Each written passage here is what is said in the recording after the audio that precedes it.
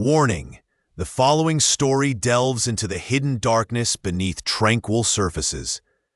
In 2001, a man vanished from the edge of an ancient forest in Kenya. David, known for his quiet strength and fierce protection of the wilderness and its giants, disappeared without a trace from the place he called home. For 22 years, his fate was a ghost story whispered on the wind, a tragic mystery locals attributed to the escalating violence of poachers and illegal loggers, just another lost soul consumed by the bush war. Until recently, a chance discovery deep within the forgotten archives of a defunct conservation group unearthed a weathered journal, its ink faded but its story shockingly clear. Tucked between pressed leaves and rough sketches of elephants lay fragmented notes, not of a man simply lost, but of a deliberate act, a cold and calculated removal. This wasn't a random tragedy of the wild. It was a ritual burying of truth, a secret kept silent by the very trees David swore to protect. If you believe the wild deserves protection, hit subscribe and let us know. The year was 2001, and the ancient forest hummed with a life David understood better than his own heartbeat. Sunlight, thick as honey, dripped through the dense canopy, painting shifting patterns on the mossy ground as he walked. The air, rich with the scent of damp earth, rotting leaves, and the unseen blooming of rare orchids, filled his lungs with a quiet peace. He ran a hand over the rough bark of a millennia-old fig tree, feeling the immense, slow pulse of the forest's age. David wasn't just a protector. He was a part of this place, his worn boots treading paths etched by generations of elephants. His eyes, the color of sun-dappled moss, reading the subtle language of tracks and snapped twigs. His love for the wilderness was a deep, abiding current beneath his skin, a calm center in a world growing increasingly turbulent. He remembered watching a herd of elephants emerge from the dawn mist by the Great Falls, their massive forms moving with impossible grace, a truly sacred moment that etched itself into his soul, fueling his quiet devotion. But the peace was a fragile skin stretched thin over a brutal reality. The gentle rustle of leaves was too often punctuated by the distant, mechanical shriek of a chainsaw. The symphony of bird calls could be silenced by the sharp crack of a rifle echoing through the valleys. Every patrol was a tightrope walk between breathtaking beauty and the sickening discovery of freshly felled timber, a carelessly discarded snare wire glinting like a malevolent eye, or worst of all, the silent, empty space where a magnificent tusker should have been. A knot of cold dread often coiled in his gut, a stark contrast to the warmth the forest usually offered. He craved the simple life of observation, of quiet communion with the wild, yet the encroaching destruction demanded a different kind of strength, a readiness for confrontation that felt alien to his nature.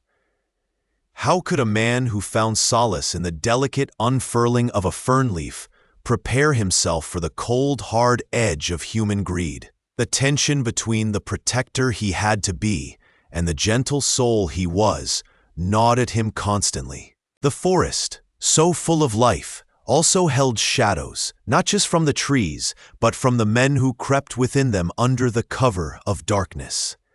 He felt eyes on him sometimes, a prickling sensation on his neck that wasn't the brush of a low-hanging branch.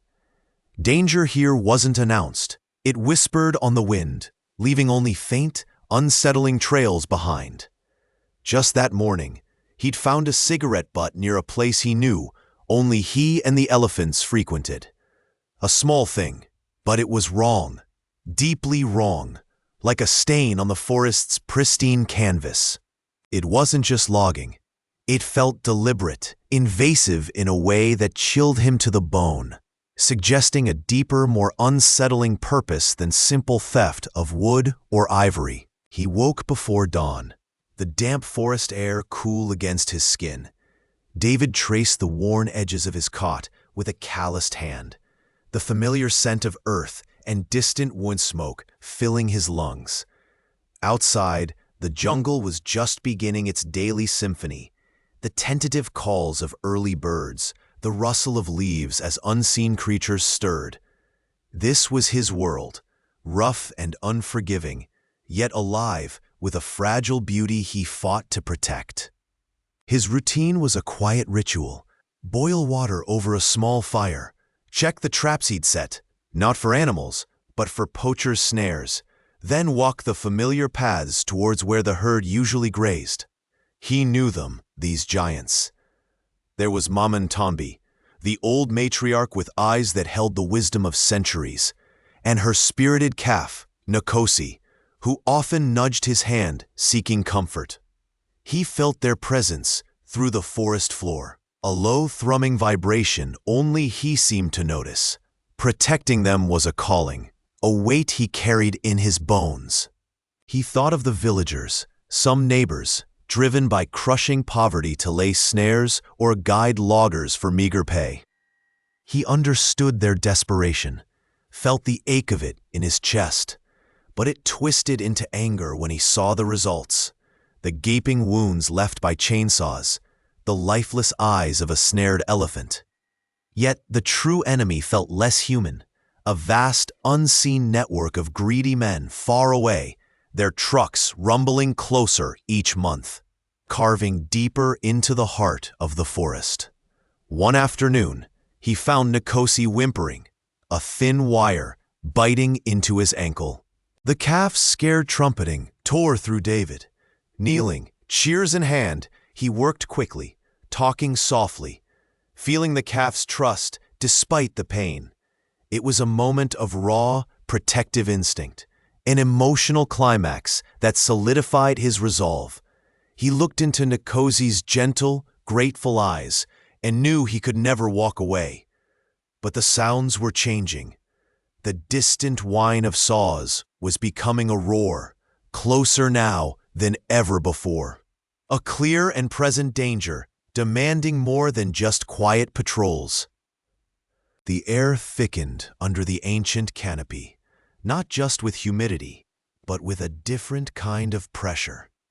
David had learned to read the woods, but these new signs spoke of trespass, of metal gnawing at wood where it shouldn't be. One rain-slicked afternoon, crouched behind a fallen redwood giants, the stench of diesel and sweat pricked at his nostrils. He watched two figures, not hikers, not researchers, but men with cold eyes and a saw that whined like a trapped animal. They worked fast, expertly felling a younger cedar just outside the protected boundary, their movements efficient and devoid of respect. A shard of bark sliced the air, landing near his face. It felt like a warning shot. He pulled back, his heart hammering against his ribs, the adrenaline a bitter taste in his mouth.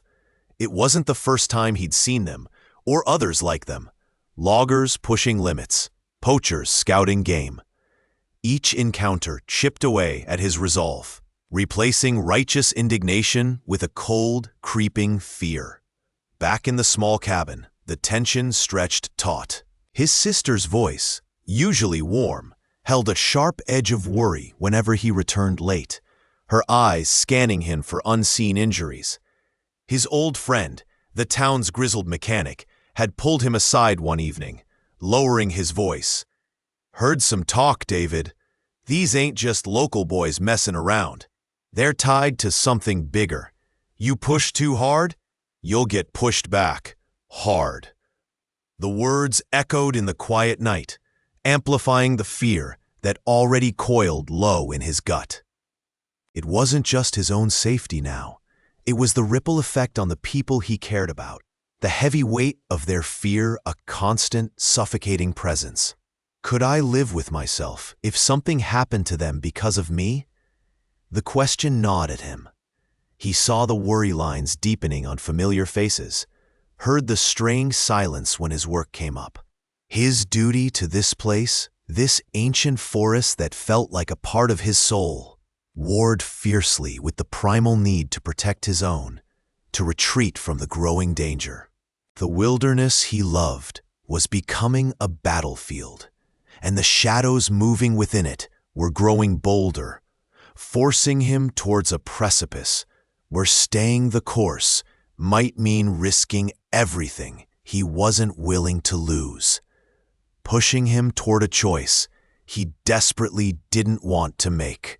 The air in the deep woods hung heavy with the scent of damp earth, decaying leaves, and the sharp, clean fragrance of pine. Sunlight, fragmented into shifting dapples and pools, struggled to penetrate the dense canopy, painting the forest floor in mosaics of light and shadow. David moved with the quiet expertise of someone who knew this terrain intimately, his worn boots making little sound on the cushioned ground. This patrol felt different, though. A prickle of unease rode just beneath his skin, a persistent whisper that wasn't the wind through the branches. Was it the unusual stillness? The way the bird calls seemed muted, hesitant, or was it just a trick of the mind, fueled by too many solitary hours? He told himself it was nothing, just the woods being the woods.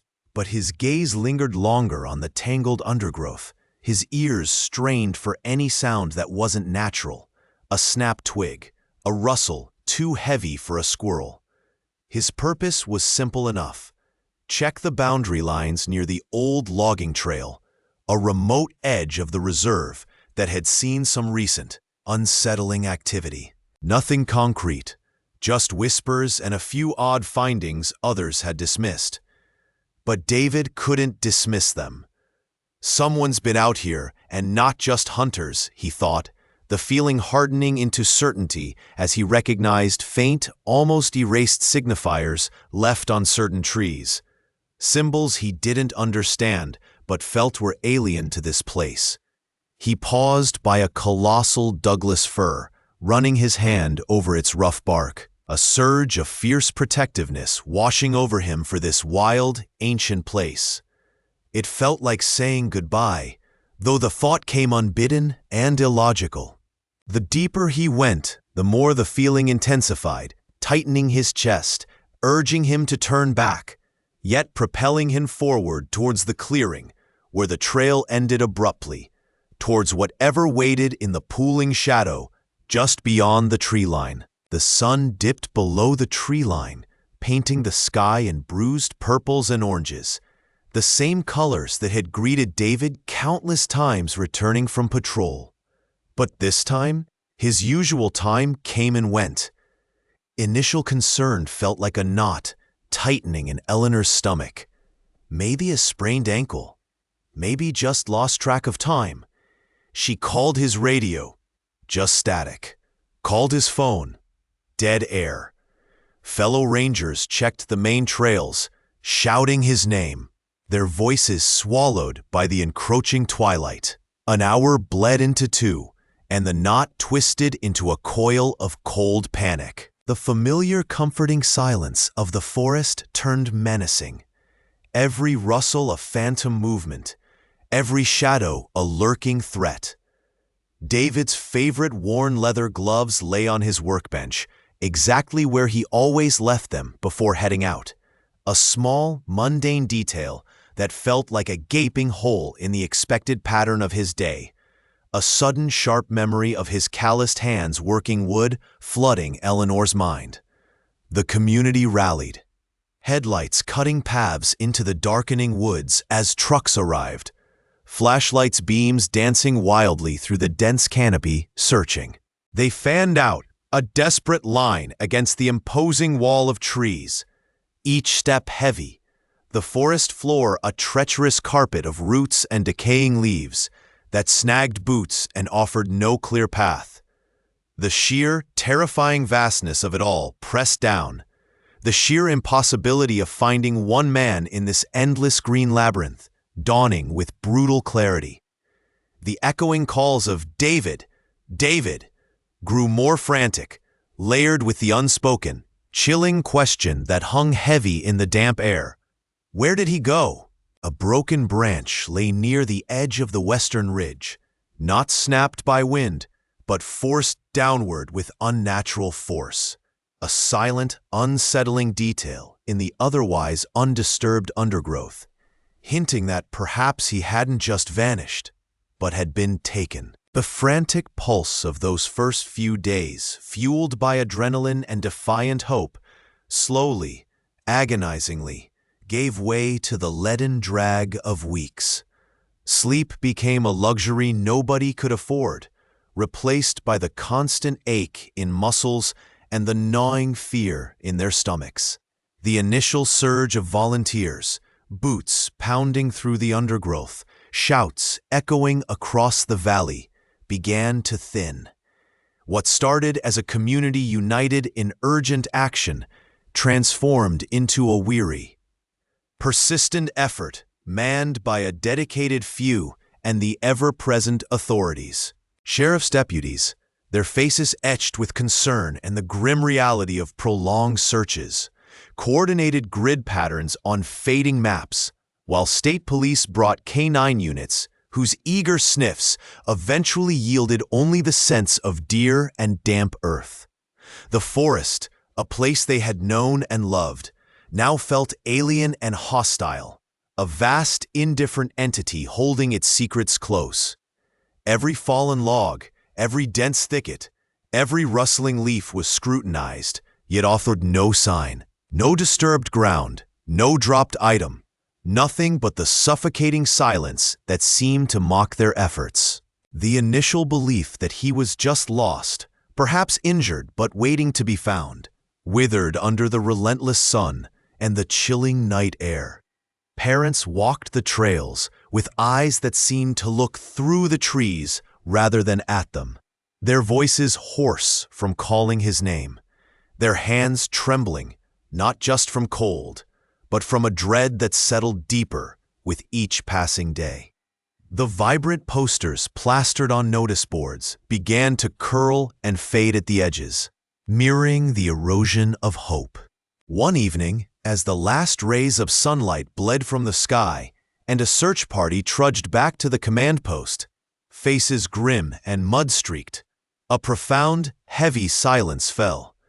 It wasn't just the quiet of exhaustion, but the sound of a town collectively holding its breath, finally acknowledging the terrifying possibility that this wasn't a simple case of being lost anymore, that the answers lay not in the woods, but perhaps hidden in the very fabric of their quiet lives.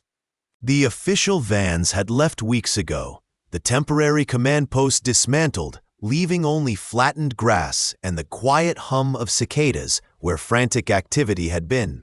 The forest, once scoured by boots and voices, settled back into its ancient silence, a silence now weighted with absence. David's disappearance wasn't just a gap in a family photo. It was a tear in the fabric of their small community. His mother would sit by the window, eyes fixed on the tree line, seeing his smile in the shifting light, hearing his laughter on the wind that rustled the leaves. Years blurred into a quiet agony. Birthdays passed. Holidays were muted affairs. The empty chair at the table a constant physical reminder. The initial surge of communal effort in the search faded into a shared, lingering grief, a ghost story whispered around campfires, a warning parents gave their children about the dangers lurking unseen. His passion, the fight against the rampant illegal logging and poaching, seemed to lose some of its fire after he vanished. Without his tireless energy, his unwavering conviction, the momentum faltered. Fewer people dared to venture deep into the woods to document the destruction, the fear of meeting the same unknown fate a chilling deterrent. The chainsaws, briefly silenced by the widespread search, began to whine again, their hungry teeth tearing through the forest floor. Truck tires carved fresh, muddy tracks where sensitive ecosystems had once thrived. Yet through the years that saw swathes of woodland decimated, one landmark remained stubbornly, mysteriously untouched: the ancient colossal tree that stood like a silent sentinel, its immense trunk weathering storms and time, somehow immune to the destructive forces that gnawed at the forest around it, holding its secrets close. 9 years had passed since the last known souls vanished into the silent woods. 9 years the great tree had stood sentinel over an ever-widening scar. Now, in the spring of 2010, the drone of an engine broke the long quiet, a sound foreign and intrusive in the hushed clearing. A heavy-duty pickup, scarred and mud-caked, rumbled slowly down the makeshift logging road, tires crunching on gravel and snapped twigs.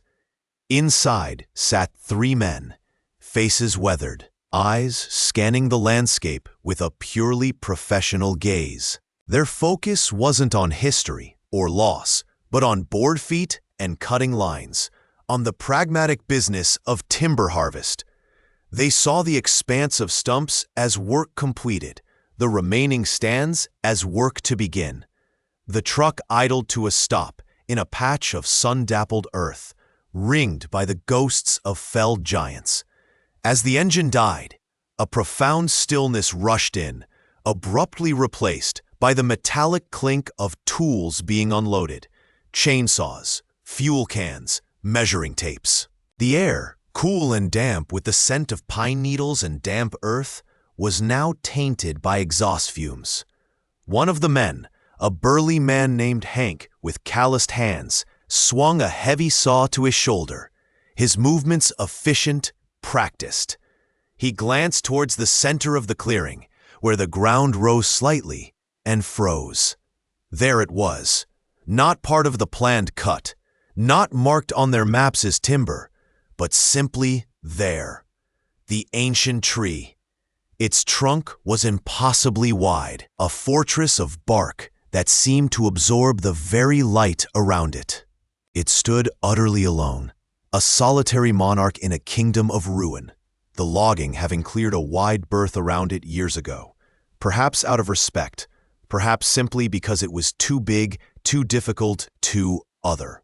Hank felt a prickle on his neck, a fleeting, unfamiliar sense of being watched, not by eyes, but by time itself. He stared up, tracing the lines of its massive branches against the pale sky, a sudden, involuntary intake of breath. It wasn't on the manifest. It wasn't timber. It was just big. "All right, Hank?" Another logger called out, pulling a saw from the truck bed. The moment broke. Hank blinked, the spell dissolving like morning mist. He was here to work. He hefted the saw properly, the familiar weight grounding him. "Yeah," he grunted, shaking his head slightly as if clearing cobwebs. "Just checking the lay of the land. Looks like we start over here, near the old boundary markers." He gestured with his head towards a cluster of trees, much smaller than the solitary giant, their fates already sealed.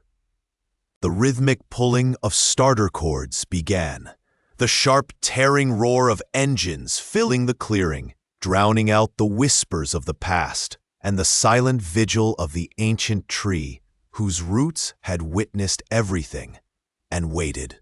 The thrumming roar of the chainsaws grew louder, a mechanical predator closing in. The loggers, a team weathered by sun and sweat, moved with a practiced, grim efficiency towards their target, the ancient sentinel. It stood apart, a titan among giants, its massive trunk gnarled and scarred with centuries. Its crown, 100 feet up, brushed the sky, needles a deep, somber green, even against the bright afternoon sun. They circled it like surveyors of an impossible task. Hands touching the rough bark, eyes measuring its colossal girth, a size that made modern men feel like ants. This wasn't just a tree. It was a silent, living monument, a stoic witness to countless seasons, to storms and fires, to the quiet passage of deer and the hurried flight of birds. It had stood here, unmoving, while generations of forests grew and fell around it. It had been a fixture in the landscape, when young David ran through these woods, his laughter echoing, and it had stood just as still when the laughter ceased, absorbing the silence that followed his vanishing. The foreman, a man named Hank with eyes that held too much history, marked the felling cut low on the south side. The saws bit into the wood, sending sprays of golden dust into the air, filling the space with the sharp, clean smell of pine and the deafening shriek of steel on fiber. It was hard, unforgiving work. Each stroke of the saw was a battle against the tree's immense strength, against wood denser and tougher than anything they usually encountered. Wedges were hammered in, spreading the cut, guiding the inevitable direction of the fall. The loggers focused inward, their movements automatic, their minds on the job. The weight, the lean of the tree, the sound of the wood groaning under pressure. There was a strange reverence in their intensity, a recognition of the life they were about to end. Hank paused, wiping his brow, his gaze drifting upwards along the trunk, tracing the lines of bark that seemed to hold stories untold. He thought of how little they truly knew of what this ancient thing had seen. The saw roared back to life, the final hinge cut being made. The air vibrated, thick with anticipation and the smell of fresh-cut wood. A shudder ran through the colossal trunk, a deep, resonant hum that seemed to speak of age and deep roots finally disturbed. It was time. The saw's scream rose to a final protesting shriek, then died away, leaving only the strained crack of fibers giving way under unimaginable tension. They had been working for hours, sweat stinging their eyes, the air thick with the bite of pine and the heat of their effort. Every muscle screamed, but their gaze was fixed upward, waiting. A collective breath hitched in their chests. It began subtly, a slow, deliberate lean against the pull of gravity. Then, momentum took over. The groan deepened, becoming a terrible tearing sound that ripped through the quiet forest like a wound. The sky tilted, filled by the immense trunk, a brown-gray tower plummeting towards the earth. The wind whipped around them, a sudden, violent rush pushed ahead by the falling mass. It wasn't just a tree, it was a titan yielding, a moment so powerful it felt like the ground itself held its breath. Time seemed to stretch, the descent long and agonizing, before the inevitable cataclysmic impact. The crash was beyond sound. It was a physical blow, a concussion that vibrated up through the soles of their boots and rattled their teeth. The ground shuddered violently, as if struck by a meteor. Dust and debris erupted from the impact zone, a dirty cloud billowing upwards, catching the late afternoon light. Branches splintered and snapped with the violence of the fall, a chaotic symphony of destruction accompanying the main event. When the echo finally died away, an unnatural silence fell, heavier than the forest's usual calm. The loggers stood stunned, their faces streaked with dirt and sweat, watching the immense form sprawled across the forest floor, a scar carved into the ancient woods. It was a moment of raw, complex emotion, triumph for conquering such a giant, but also a profound sense of unease, almost guilt, for the sheer scale of the disruption. This wasn't just a tree cut down for timber. This was the disturbing of a deep quiet, the shattering of a long-held secret buried beneath centuries of growth and silence, and the violence of its fall felt like a deliberate act of defiance against that hidden past. The impact hadn't just rearranged the forest floor, it felt like it had shaken something loose deep beneath the earth. The enormous ancient fir lay prone, a felled titan smelling of crushed needles and raw wood, its vast girth a testament to centuries endured. The logging crew, their faces smudged with sawdust and sweat, moved towards the trunk, their routine movements reflecting years of this work. They knew these old giants often held secrets inside: rot, insect colonies, perhaps even the den of a small animal, especially in the hollows that age inevitably carved. Taking their measuring tapes and wedges, they began inspecting the cavity, a dark, gaping maw near the base. Sunlight filtering through the canopy dappled the rough, splintered wood inside, revealing nothing immediately unusual. Frank, the most experienced of the crew, peered deeper, his boot shifting loose bark. There was an odd texture, something that didn't feel like the expected soft decay. "Huh," he muttered, reaching a hand in. It felt different, yielding slightly under his touch. Confusion flickered across his face, quickly replaced by a frown of intense scrutiny. He nudged the material, trying to pull a piece free for a closer look. The others gathered around, their easy chatter fading, sensing his unease. Then the light shifted, catching the edge of something that wasn't organic. Something shaped. A collective intake of breath hung heavy in the air. Frank recoiled instantly, stumbling back, his eyes wide with dawning horror. What they saw within the ancient heartwood solidified into a chilling, undeniable shape. Bones, partially clothed, nestled in the dark cavity. "Holy hell," one of the younger Lauders whispered, his voice trembling. A wave of visceral shock coursed through them. A sickening violation of their peaceful, albeit demanding, world. The smell of wood and earth suddenly seemed tainted. This wasn't just nature. This was a tragedy, a mystery buried alive, hidden for decades within the silent, growing core of the forest. Their routine task had shattered, replaced by an unfathomable question hanging heavy in the quiet woods. Who was this person, and how did they come to be entombed inside this tree? Authorities descended upon the scene with a quiet, unsettling efficiency, their vehicles leaving fresh tracks on the damp earth around the perimeter.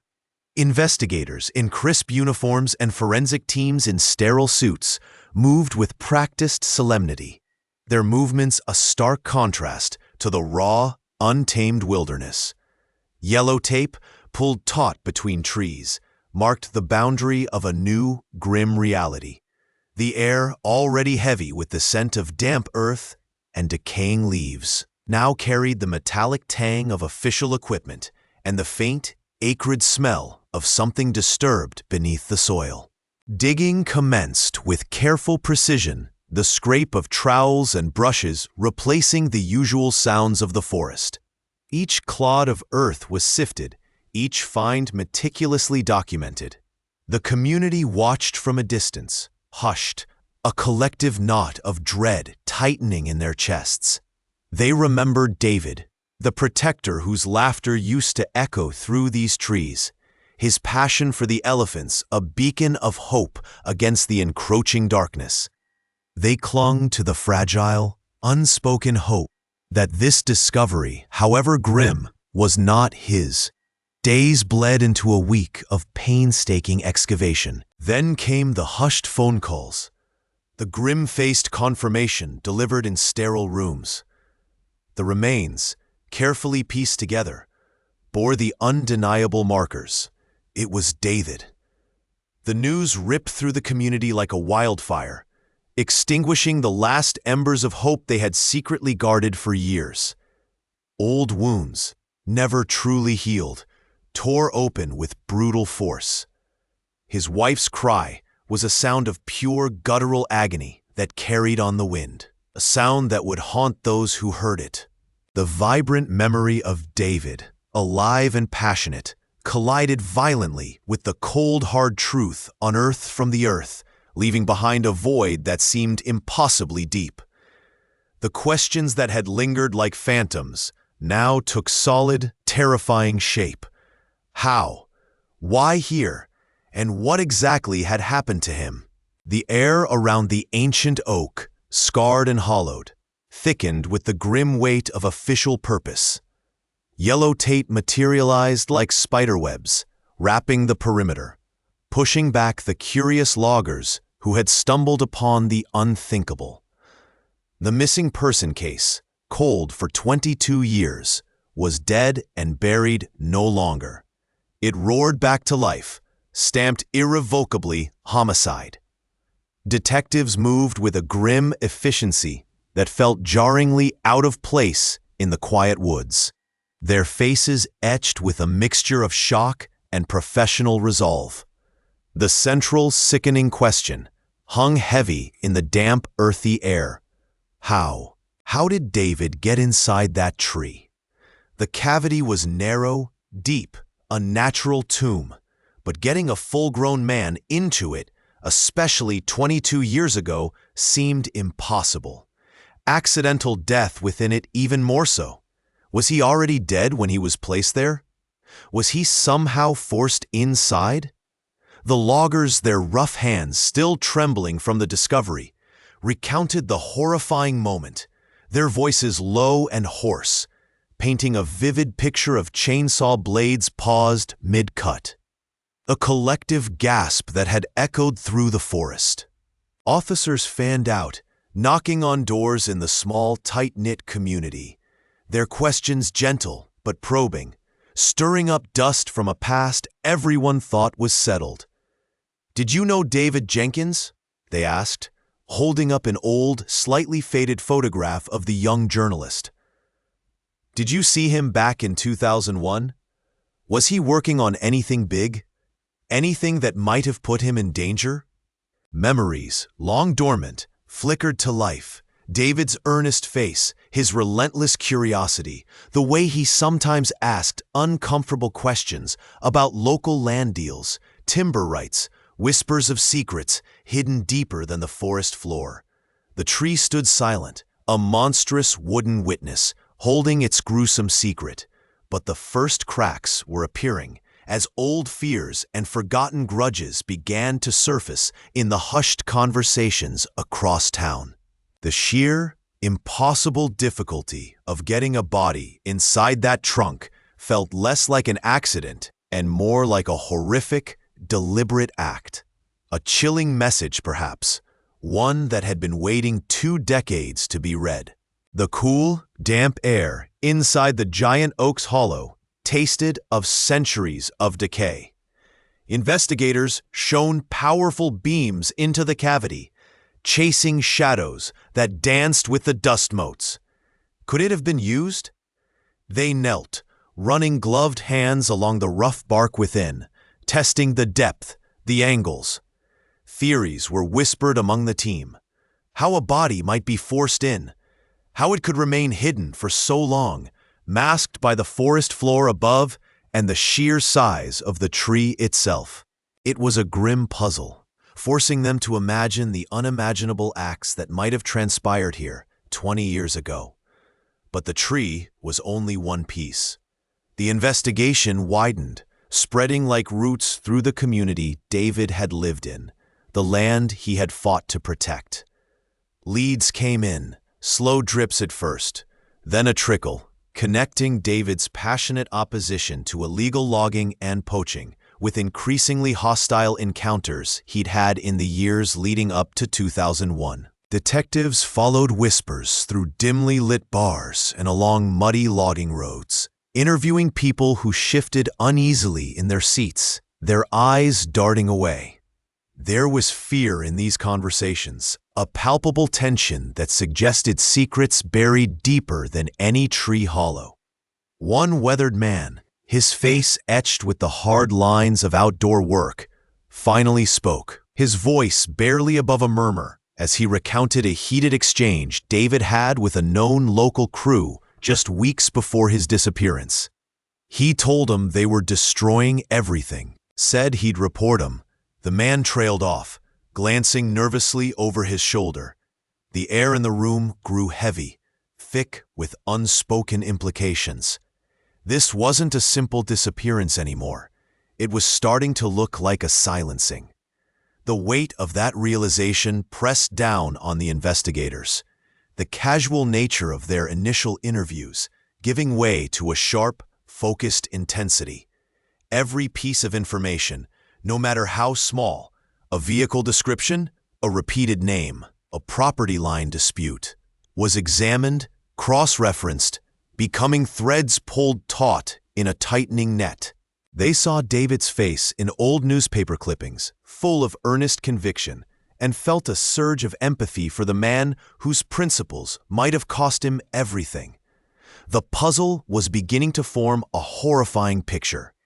The brutality hinted at by the ancient tree now seemingly tied directly to the dark underbelly of the forest economy, drawing them closer to the individuals who might have benefited from his absence. The faint smell of damp earth and pine needles still clung to everything at the station, a constant reminder of the place where justice had begun to stir from its long sleep. Detectives hunched over tables, the glare of desk lamps reflecting off stacks of old case files and fresh evidence bags. A frayed piece of rope, pulled from the scene, lay next to a digital scan of David's faded yearbook picture. Whispers turned into focused discussion. Old threats from disgruntled classmates, long-forgotten disputes over girls or perceived slights were suddenly relevant again, given weight by the terrible discovery. The lead detective, a man with weary eyes but a new fire in them, pointed to a timeline tacked to the wall, connecting names from David's past to key dates surrounding his disappearance. "He was loud about it back then," the detective murmured, tapping a finger next to a name. "Everyone knew he hated David after the game." Across town, in the small park near the high school, the community gathered, not in mourning this time, but in quiet, determined solidarity. Parents who remembered David as a shy, kind boy held flickering candles. Teenagers who only knew the story as a local legend stood listening intently as David's mother spoke, her voice trembling but strong. "He deserves peace. We all deserve the truth." The collective weight of decades of unanswered questions settled into a powerful current of shared purpose. They wanted justice, not just for David, but for the broken trust that had lingered in their town like a persistent fog. A young woman, barely older than David had been, wiped a tear, remembering how her older sister used to talk about David with a shy smile. A poignant echo of innocent times now overshadowed by horror. The pieces were clicking into place, cold facts aligning with raw, old emotions, pulling the spotlight inexorably toward a few specific figures who had lurked in the town's memory, their actions now illuminated by the stark, undeniable light of buried truth. The silence in the park deepened as the distant wail of a siren cut through the evening air, heading away from the station towards the edge of town. The courtroom, a stark, imposing structure of oak and filtered light, felt less like a chamber of law and more like an altar of delayed consequence, holding the collective anticipation of a community that had waited 9 long years for this moment. Every line on the judge's face, every tremor in the air, spoke of the gravity held within these walls, a gravity that seemed to extend outwards, connecting to the very edges of the town, to the silent, watchful forest that had held their secrets and their grief for so long. All eyes were fixed on the figures standing accused, their faces a canvas of dwindling defiance and dawning dread as the final words of the proceedings approached. This was the reckoning David's memory demanded, the moment truth finally wrestled free from the tangled undergrowth of lies and silence that had obscured it for so long. When the verdict came, delivered with an austere, unwavering finality, a palpable wave of emotion surged through the packed room, a complex, raw outpouring of years of held-back sorrow, anger, and a fragile hope that justice might somehow lessen the ache. It wasn't just relief. It was catharsis, sharp and painful. The sound of it, a low, resonant hum. Sarah, seated rigidly in the front row, felt the tremors of her sister beside her, heard the stifled cries and shaky exhales behind her. But her gaze was locked on the defendants. Their carefully constructed masks had fallen, revealing the stark reality beneath. For a fleeting, disorienting second, the harsh presence of the courtroom dissolved, and she saw one of them not as the man standing trial, but as a teenager near the creek bed, skipping stones, the sun glinting off the water, a ghostly, horrifying memory, sharp and unwelcome, juxtaposed violently with the grim reality before her. The sharp, metallic snap of the handcuffs was a sound that ripped through the tense quiet, absolute and unforgiving, sealing their fate and echoing louder than any gavel. As the convicted were escorted away, figures diminished by their fate, the room filled with a profound, echoing silence, heavier than the noise had been. Justice had been served, cold and impersonal, a necessary step, but not a salve for the 9-year wound. It marked an end to the relentless pursuit of accountability, bringing a form of closure to the tireless search. But the real work, the quiet, painful process of learning how to live in the stillness that followed, was just beginning.